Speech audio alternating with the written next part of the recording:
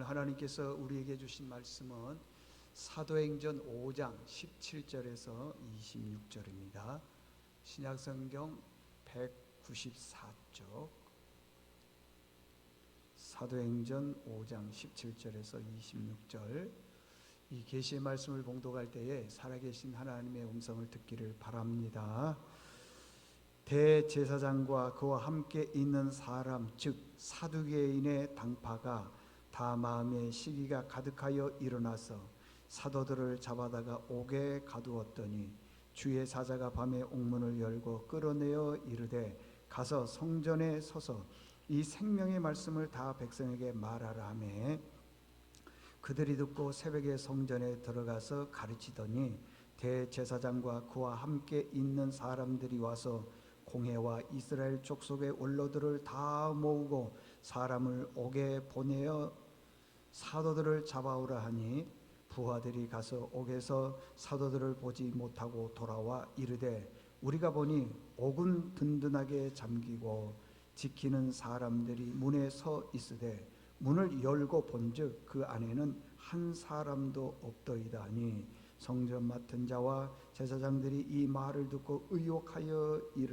이 일이 어찌 될까 하더니 사람이 와서 알리되 보소서 옥에 가두었던 사람들이 성전에 서서 백성을 가르치더이다 하니 성전 맡은 자가 부하들과 같이 가서 그들을 잡아왔으나 강제로 못함은 백성들이 돌로 칠까 두려워함이더라.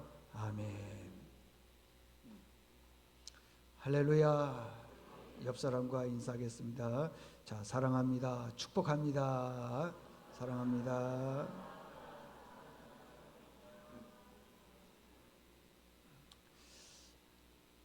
오늘은 천사를 동원하여 옥문을 연 이유, 이런 제목으로 말씀을 전하겠습니다.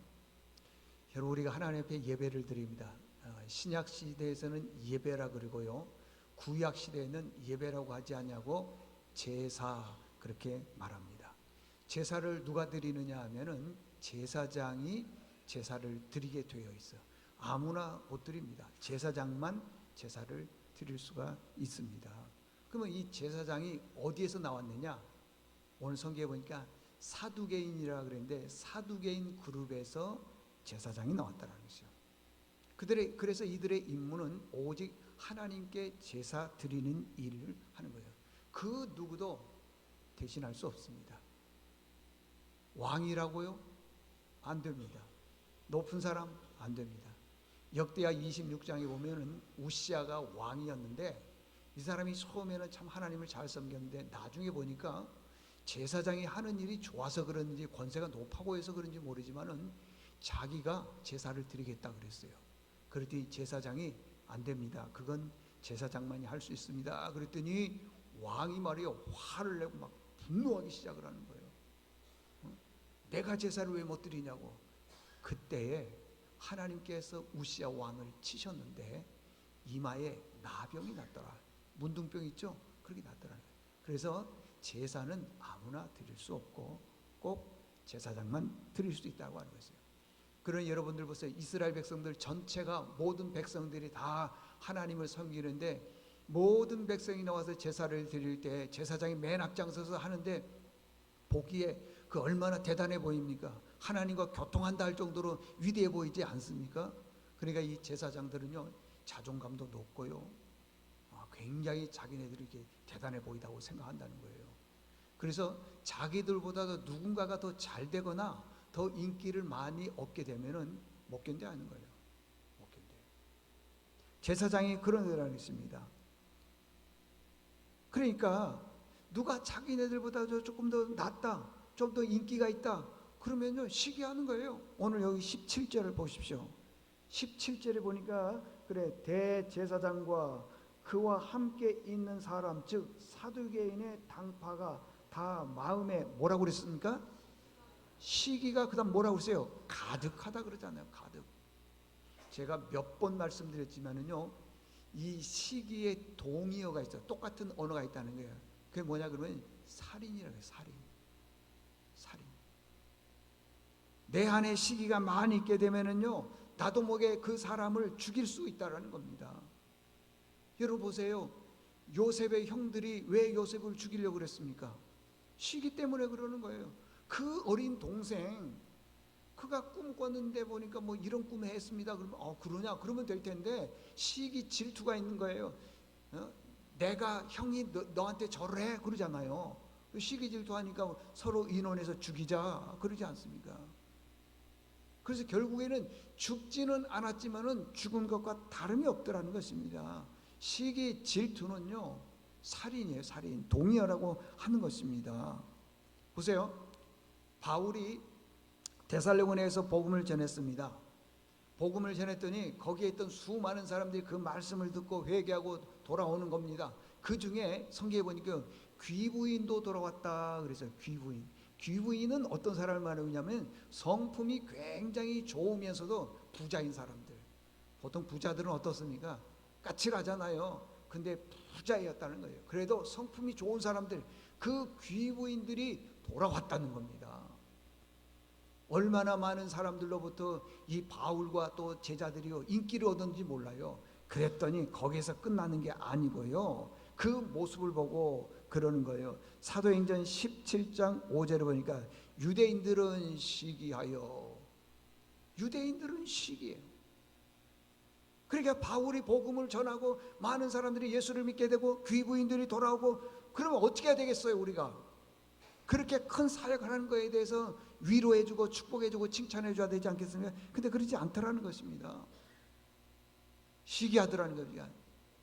그 다음에 6절에 보니까요, 그들의 이제 잘못은 이제 발견하지 못하며 야손과 몇 형제들을 끌고 읍장들 앞에 가서 소리질러 이르되 천하를 어지럽게 하던 이 사람들이 여기도 이름에, 이 말이 무슨 말이냐 그러면 이런 거예요. 다른 게 아니에요. 모든 사람들에게 복음을 전했습니다. 그랬더니 많은 사람들이 회개하고 돌아오는 겁니다. 그랬더니 그 회개하고 돌아온 그 모습을 보고요, 대제사장과 사두개인 이런 사람들이 바울과 주변 사람들을 잡아서 옥에 가두려고 하더라는 겁니다. 그렇게 피난을 갔더니 야손의 집까지 온 거예요. 근데 거기까지 와서 잡아서 죽이려고 하더라는 것입니다. 여러분, 시기는요 살인의 또 다른 언어예요. 동의어예요. 절대 해서는 안 되는 것입니다. 그러면 사두개인들, 이 제사장들이 왜 사도들을 시기하고 질투하는 거예요? 질투의 대상은 간단해요. 다른 사람들이 나보다 더 인기를 많이 얻거나 더 높임 받았을 때 그러더라는 것입니다. 본인은 아무것도 안 해요. 그럼에도 불구하고요, 누군가가요 열심히 하면 그거에 대해서 칭찬해 줘야 되는데 그러지를 않더라는 것입니다. 그러지를 않아요. 예를 들어서 어떤 분들이 열심히 전도합니다. 그래서 오늘도 등록하고 다음 주도 등록을 시키고 열심히 전도하니까 누구가 누구를 전도했다 매주마다 등록을 시키는 거예요. 그럼 어떻게 해야 되겠어요? 우리는 열심히 전도 못하니까 참 열심히 전도하니까 좋다, 그리고 칭찬해주고 축복해주고 그래야 되는데 그러지를 않은 거예요. 네? 밥 먹고 할 일 없으니까 그 나쁜 말들을 하더라는 겁니다. 이건요 우리 교회에서 있었던 얘기 아니고 딴 목사님이 얘기한 걸 들었다 이 말이죠. 참 가슴 아픈 일이죠. 잘 보십시오. 형제가 둘 있어요. 큰 형이 가인이고 둘째가 아벨입니다. 하나님 앞에 제사를 드렸습니다. 근데 하나님께서 동생 아벨의 제사는 받고 형 가인의 제사는 받지를 않았습니다. 가인이 생각하는 거예요. 왜 동생의 제사는 받고 내 제사는 안 받았지? 내가 뭘 잘못했나? 나도 아벨처럼 제사를 드리면 하나님 받으시겠다 해서 아벨에게 묻든지 아니면은 어떻게 해야 되는지 이거 좀 생각해보고 또 그렇게 해야 될 것 아니겠어요? 보통 우리 그러잖아요. 근데 그렇지 않아요. 자기 제사 안 받았고 아무 상관없는 아벨 제사 받았다고 동생을 어떻게 했다고요? 돌로 쳐서 죽이잖아요. 그 시기가 그런 거라니까 여러분들. 근데 대부분의 사람들은 시기가 내 안에 없다고 생각하는 겁니다. 아니요, 다 있어요. 다 있습니다, 여러분. 이건 직분과 상관이 없는 거예요. 목사도, 장로님들도, 권사님들도, 일반 성도도 다 마찬가지예요. 다 시기 질투가 있는 거예요. 누군가가 조금 인기를 얻거나 누군가가 조금 높임을 받거나 그러면은 못 견디는 경우가 참 많이 있더라는 것입니다. 보세요. 가인이요, 내가 어떻게 해야지 하나님이 기뻐하는 제사를 받을까 하면서 연구하거나 아벨에게 묻거나 그래야 되는데 그러지를 않더라는 거예요. 그러지 않더라는 거예요. 그냥 동생을 죽이는 거예요. 여러분들, 기쁨 중에 최고의 기쁨이 뭐겠습니까? 뭐가 기쁩니까, 여러분들? 기쁨 중에 최고의 기쁨이 뭐겠어요? 그건요, 다른 게 아닙니다, 여러분. 남이 잘 될 때에 칭찬해 주는 게 최고의 기쁨이에요. 누가 좋은 일이 있었을 때에 응원해 주는 게 최고의 기쁨입니다. 네? 근데 우리는 그러지를 못해요. 보니까 시기하고 질투합니다.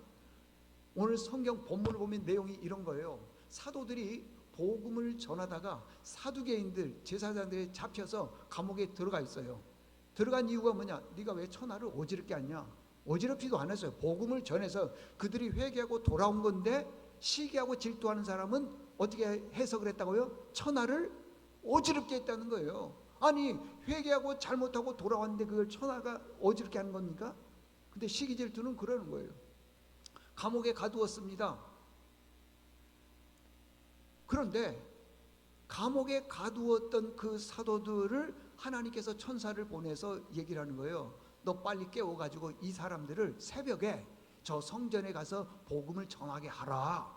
그래서 천사들이 가서 그 사도들을 깨웠어요. 그리고 이제 그 성전에 가서 복음을 전하게 했는데 소문을 듣고 보니까 사두개인들이 지금 감옥에 갇혀 있는 이 사람들이 새벽에 성전에서 복음 전한다는 거예요.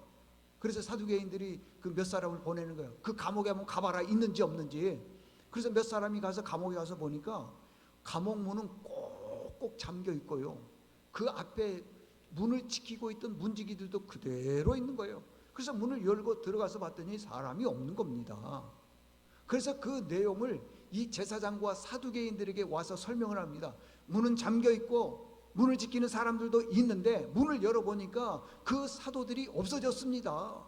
그러니까 지금 저 성전에서 새벽에 복음 전한 그 사람들이 맞습니다, 그러는 거예요. 그랬더니 사두개인들이 얘기를 하는 거예요. 가서 잡아오라는 거예요. 그 사람들을. 왜 잡아오려고 그러냐? 이제 죽이자는 거죠.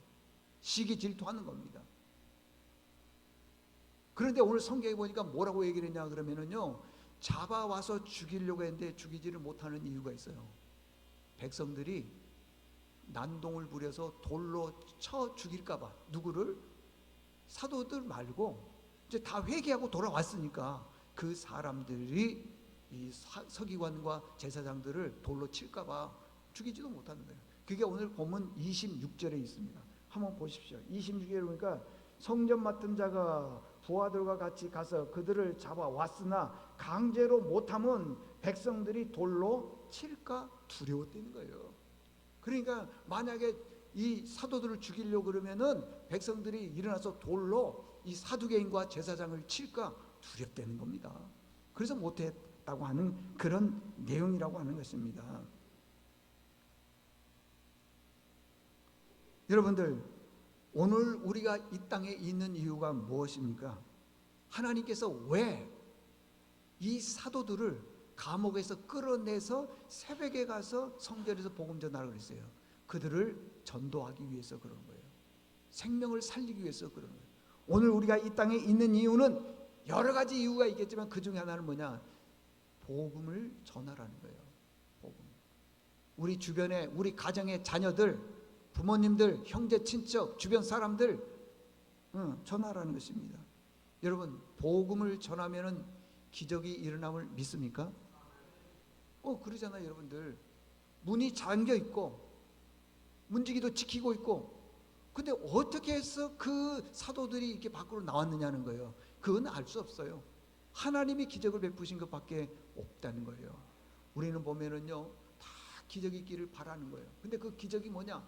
자녀들 잘 되기 위해서 기적이 일어나고, 사업 잘 되기 위해서 기적이 일어나고, 내가 아픈데 지금 병 들었는데 병이 어느 날 갑자기 다 사라져버리는 그런 기적만 원하는데, 생명 살리는 일을 한번 해보십시오. 그러면은요, 우리 안에 그런 기적들이 일어나는 겁니다. 우리 안에. 그렇다는 것입니다, 여러분들. 그러면 왜 아까도 말씀드렸지만 사두개인 제사장들이 왜 사도들을 죽이려고 하느냐, 왜 전도 못하게 하느냐?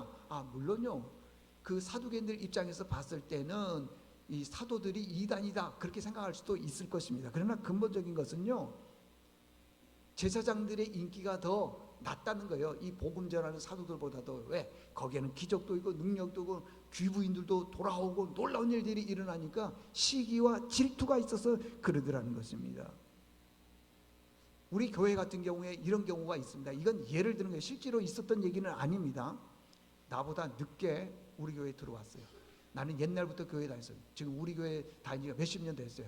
근데 최근 들어온 지 몇 년 안 된 분이 열심히 신앙생활 하는 거예요. 주방 봉사도 하고 전도대도 하고 뭐 여러 가지 교사 찬양도 열심히 하는 거예요. 그러니까 모든 분들이 다 좋아하죠. 나는 아무것도 안 해. 움직이지도 않아. 봉사도 안 하고 아무것도 안 해. 근데 나보다 늦게 들어왔다고 열심히 하는 그 사람에 대해서 여러분 최고의 기쁨이 뭐라고요? 남 잘 되는 걸 칭찬해 주는 거예요. 근데 칭찬을 못해. 왜? 내 안에 마귀가 들어와서 그래. 시기와 질투가 들어와서 그래. 몰라서 그러죠. 어떤 분들은 찬양을 잘한다 그래 봅시다. 잘하는데 자기보다 잘한 사람이 있으면 시기 질투해요. 어떤 사람은 가르치는 걸 잘한다 그래 봅시다. 그거 시기 질투합니다. 여러분 식당에 시기 질투가 있습니까? 없습니까? 아이고 식당만큼 복잡한 데가 없어. 보면 자기가 한 게 제일 맛있어. 누가 하면 짜다 그러고 누가 하면 싱겁다 그러고 자기가 제일 맛있어. 그럼 그분이 할 때 딴 사람한테 물어봐요. 그러면은 짜다 그러고 맵다 그러죠. 그 왜 그러냐? 시기. 이것 때문에 그러는 거예요. 사람들이 사진을 많이 찍습니다. 어떤 사진이 제일 잘 나온 사진입니까? 여러 번 제가 얘기했어요. 다른 사람은 눈 감아도 상관없어. 나만 잘 나오면 돼. 나만 잘 나오면 돼. 다른 사람 먼 산 쳐다봐도 상관없어. 나만 잘 나오면 돼. 그게 제일 잘 나온 사진이야. 근데요, 다른 사람 다 잘 나오는데 내가 눈 감았어. 이거 누가 찍었냐 그리고요. 심하게 얘기하면 머리채를 다 뽑아버린다 그러고요. 복잡해.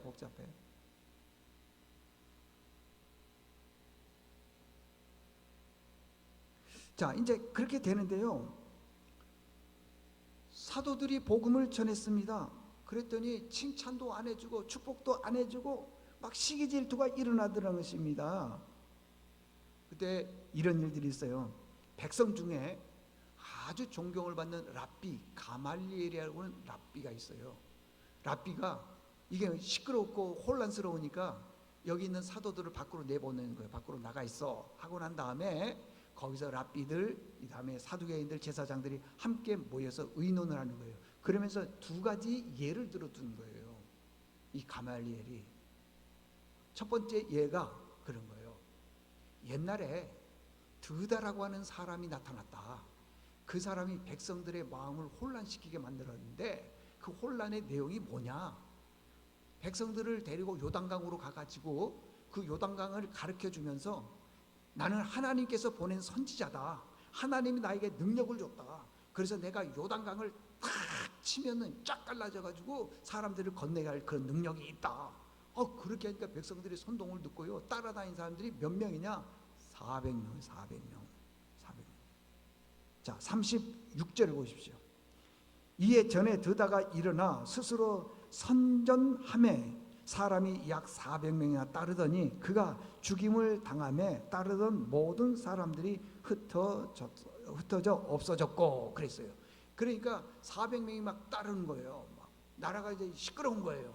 그랬더니 그 드다를 죽이니까 조용하더라는 것입니다. 근데요, 실제로 AD 44년 때에 글라디오 황제 때에 드다가 반란을 일으킨 거예요. 아까 얘기했던 것처럼 요단강에 가가지고 사람들이 있는데 나는 하나님께서 보낸 선지자다 하면서 내가 이 요단강물을 딱 치면은 갈라져서 너희들을 건너게 할 거다. 백성들이 혼란이 오더라는 거예요. 그때 로마의 총독이 있었어요. 이 총독의 이름이 파도스인데 파도스 총독이 드다를 죽였어요. 그리고 따르던 무리들을 옥에 가두었어요. 그러더니 다 흩어져 버리더라는 겁니다. 그걸 첫 번째 예를 들은 거예요. 두 번째는 뭐냐 그러면 갈릴리에 사는 유다를 예를 들었습니다. 당시 이스라엘 나라는요 로마에 세금을 바치는 거예요. 이스라엘 로마의 세금을. 그래도 또 로마는요 그냥 세금을 이게 바치는 게 아니라 로마가 이스라엘에 대해서 14년마다 한 번씩 인구조사를 하는 겁니다. 그래서 세금이 덜 거쳤는지 더 거쳤는지 이걸 알기 위해서 인구조사를 하는 거예요. 근데 이 유다가 어느 날 나타나서 이렇게 얘기하는 거예요. 로마의 세금을 바치는 사람은 가장 비겁한 사람이다. 지혜롭지 못하다. 세금을 내지 말아라. 그러니까 여러분들 세금 내기 좋아하는 사람 누가 있겠어요? 그죠? 그게 다 좋아하는 거예요. 그래서 막 유다를 칭찬하는 거예요. 잘하는 거예요. 그때 로마의 총독이 구레뇨라고 하는 총독인데 이 총독이 세금을 못 내겠다고 하면서 이 유다를 잡아서 또 칼로 쳐서 죽였죠. 그리고 많은 사람들을 옥에 가두기 시작을 했습니다. 37절. 그 후 호적할 때 갈릴리의 유다가 일어나 백성을 깨어 따르게 하다가 그도 망한즉 따르던 모든 사람들이 흩어졌다. 그 얘기예요. 지금. 이게 유다가 뭘 했냐 그러면 세금을 내지 말자 이렇게 했더니 다 따르더라는 것입니다. 이 두 가지를 가말리엘이 얘기를 하는데 한 이유가 뭐냐라는 것입니다. 이렇게 얘기했겠죠. 느낌이 그래요.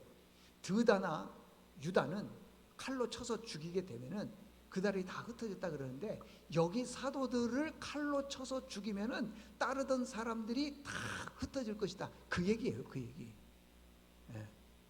흩어질 것이다. 그러면은 지금 그 두 가지 예를 들었고 사도들이 지금 보게 되면은 어떻게 됩니까? 만약에 거기에 모이는 제사장이나 이 사두개인들이 결정을 그렇게 하자 해서 사도들을 죽이고 그 다음에 다른 사람 옥에 가두고 그러면 이제 사도들은 어떻게 돼요? 죽게 돼 있잖아요. 자, 죽음이 어떻습니까?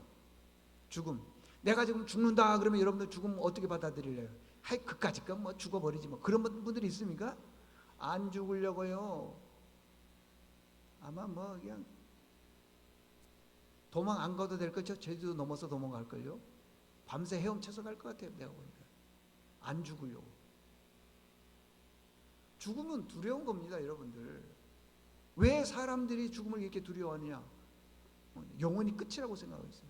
그리고 특별히 우리 한국 사람들은요, 죽음에 대해서 얘기하면 아주 기분 나빠하고 그래요.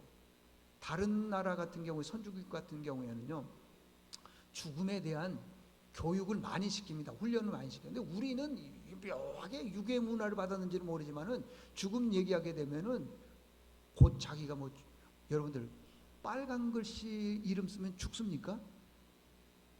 죽냐고. 근데 누군가에게 그 이름을 빨간 글씨로 쓰면은요 난리 나. 참 희한하죠. 우리는 그러더라는 겁니다. 죽음에 대해서 왜 그러냐? 죽음에 대해서 교육을 받지 않았기 때문에 그러는 거예요.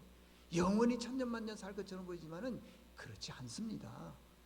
목사만큼 장례식장에 많이 간 사람은 없을 거예요. 아마 가서 보면은요 연세가 높으신 분도 돌아가시지만 아주 젊은 사람들도 세상 떠나는 경우도 있습니다. 우리가 언제 어떻게 될 줄 압니까? 근데 죽음 교육을 받지 못하니까 그런 얘기 조금 하게 되면 예를 들어서 실수로 빨간 글씨를 쓰면은요 난리 나는 거예요. 그냥 난리 나. 그렇지 않다고 하는 것입니다. 사도들은 죽음 앞에서 막 공포에 떨려 있을 것입니다. 사도들은 죽음 앞에서 이제 인생이 끝났다 그러면서 겁먹고 있었을 것입니다. 그런데 그러지 않았어요. 뭐라고 그런 줄 아세요? 그들이요 능력을 받고 멸시와 천대를 받아도요 기뻐했대요. 참네. 자 41절 보십시오. 사도들은 그 이름을 위하여 능력을 받는 일에 합당한 자로 여김을 뭐라고 하냐 기뻐했다는 거예요. 기뻐했다. 이제 뭐 그 사람들을 이제 밖에 이제 내보냈다 그랬잖아요. 이제 가말리엘이 다시 들어오라 그랬겠죠. 들어와서 이제 결판을 내리는 거예요. 결정을 내리는 거예요. 이게 이 사람들을 죽이게 되면은 오늘 26절에 보니까 백성들이 돌을 들어서 제사장과 이 사두개인들을 돌로 쳐서 죽이려고 그러잖아요. 이게 못 죽이는 거예요. 그러니까 다시는 복음 전하지 마. 그러면서 이제 내쫓으라는 거예요. 그랬더니 사도들이 하는 말이 그 이름을 위하여 능력받는 일에 내가 합당한 자로 여김을 받았다. 그러면서 기뻐하면서 그 모임 앞에 공회에서 떠나더라는 겁니다. 떠나더라는 거예요. 지금 그 얘기인 것입니다, 여러분. 여러분, 전도하다가 만약에 누구로부터 능력을 받고 멸시받고 천대받고 그럼 전도가 되겠습니까? 전도 안 되죠. 전도 못하죠. 전도 여러분 쉬운 게 아닙니다. 그런데 사도들은 기뻐했다는 거예요. 왜 기뻐했느냐? 그 이름을 위하여. 그 이름. 여기서요, 그 이름이라고 하는 것은 옛날에는 하나님밖에 안 썼어요. 근데 여기를 그 이름은 예수님을 얘기하는데 예수님이 우리의 구원자라는 것을 설명하는 것이고요. 예수님이 우리 인생의 주인이라는 걸 말씀하는 거예요. 그래서 그 이름 그러는 거예요. 그 이름.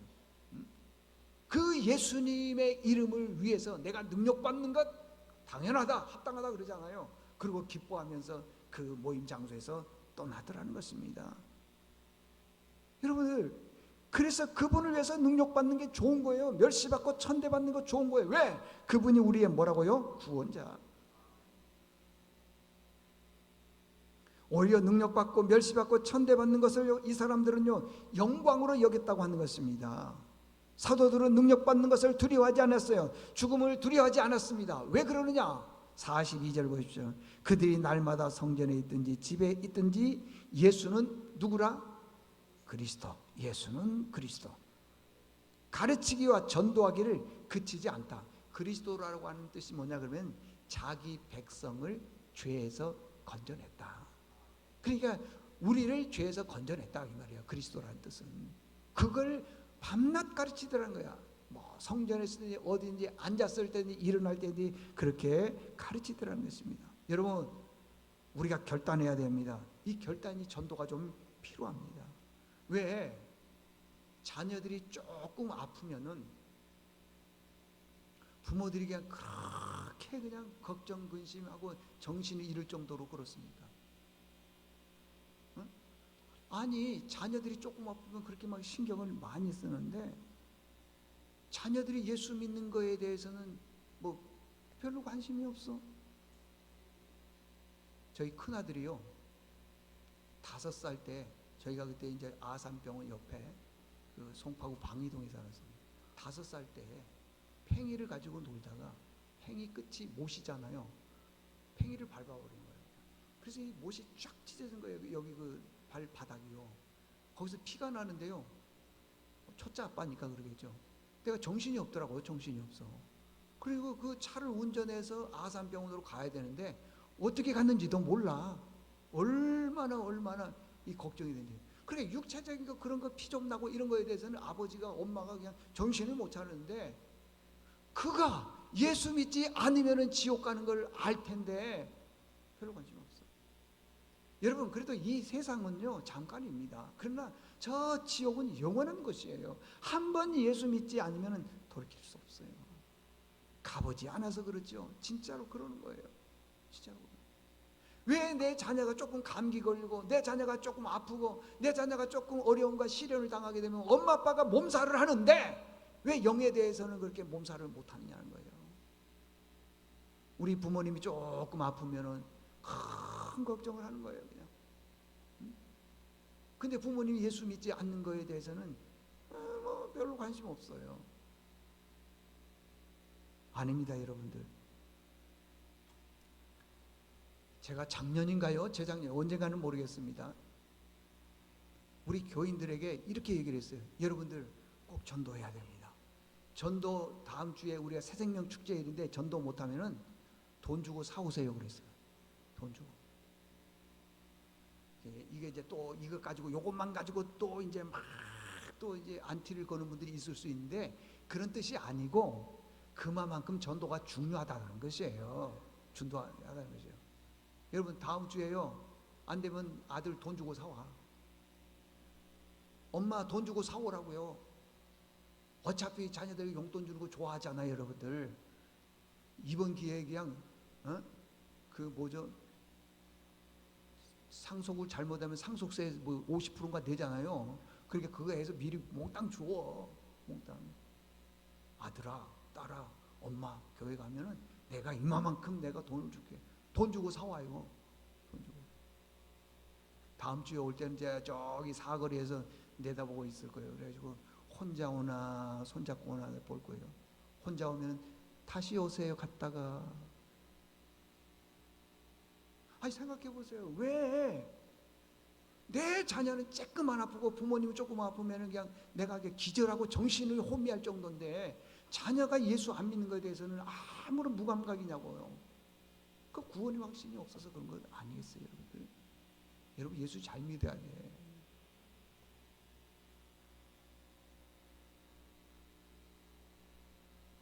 결론입니다. 하나님께서 왜 천사를 통해서 감옥에 갇혀 있는 그 사도들을 호련히 끄집어내서 성전에 가서 복음 전하라 그랬겠어요? 거기에 죽어가는 영혼들이 있기 때문에 그러는 거예요. 여러분 보세요. 우리 이성으로 문은 잠겨 있고 지키는 사람도 있는데 그 사람들이 어떻게 빠져나오겠어요? 불가능해요. 근데 성경은 그렇게 기록되어 있어요. 여러분 전도는요 우리의 삶에 기적을 주는 동기예요. 동기. 혹시 여러분에게 기도의 제목이 있습니까? 뭐 좀 잘 되길 원합니다. 전도해 보십시오. 제가 재작년에도 말씀드렸지만은요 저기 우리 노예에 속해 있던 어떤 장로님은요 어마어마하게 바쁜 분이에요. 기업이 많아. 큰 건설 회사도 가지고 있고 뭐 회사가 많아. 정말 바빠요. 근데 1년에 150명 가까이 전도해요. 가능합니까 이게? 그 기독교 조찬 모임이 있어요. 1년에 딱 한 번 모이는데 그때는 대통령이 와요. 국무 뭐 사부 요인들 다 와요. 조찬 기도회 회장이요, 회장. 대통령하고도 뭐 몇 번 뭐 뵙고 그런 것 같더라고요. 그러니까 그렇게 바쁜 분이요 전도 많이 합니다. 우리 전도해야 돼. 다른 분 전도하기 어렵다지만은 가족 전도, 자녀 전도. 하여간 뭐 유산을 다 상속으로 주든지 무슨 방법으로든지 전도해야 돼. 꼭 전도할 수 있기를 바랍니다. 하나님 아버지, 하나님께서 왜 천사를 동원하여 옥문을 열어주셨습니까? 거기에는 전도의 사명이 있는 자들이 있기 때문에 그렇습니다. 전도하는 자는 절대 죽지 않는다 그랬습니다. 끝까지 우리가 전도의 사명을 잘 감당해서 하나님께 영광이 되는 우리의 삶이 되게 도와주시옵소서. 예수님의 이름으로 기도드리옵나이다. 아멘.